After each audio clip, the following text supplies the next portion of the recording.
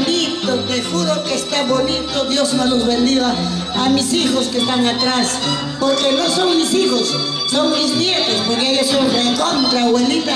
¿Pero qué? El cariño para esa familia. Llantas Quintana, que el 24... Efectivamente, también vamos a celebrar el cumpleaños de la señora Filomena Quintana Llantas, el día 14 de noviembre.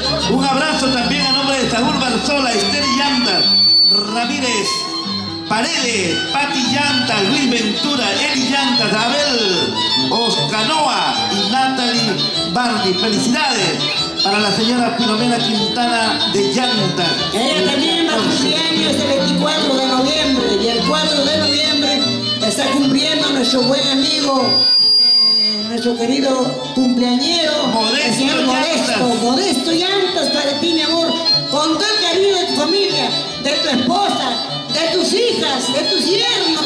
Después de este tema viene para el saludo ya de los nietos, ¿no? Por si acaso. Efectivamente. Nunca te olvides de tu pueblo natal, Rauchajanca, mi querido Modesto Llantas Chuco. Y estamos por las rutas del recuerdo. Viajamos a Tarma y a San Pedro de Cajas.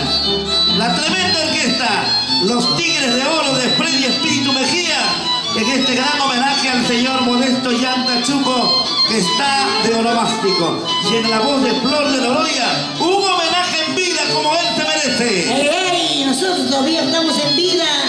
Ojalá Dios permita que todo salga bonito, porque en realidad, ponte en mi lugar, porque tú todavía cumpliste 70 años.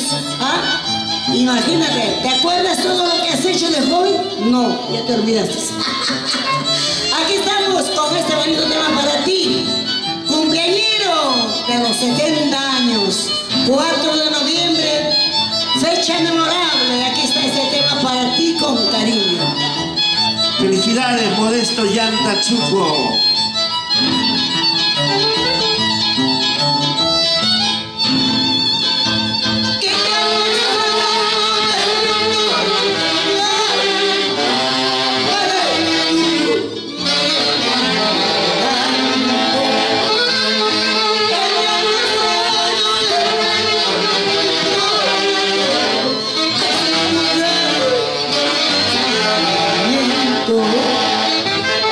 Recuerda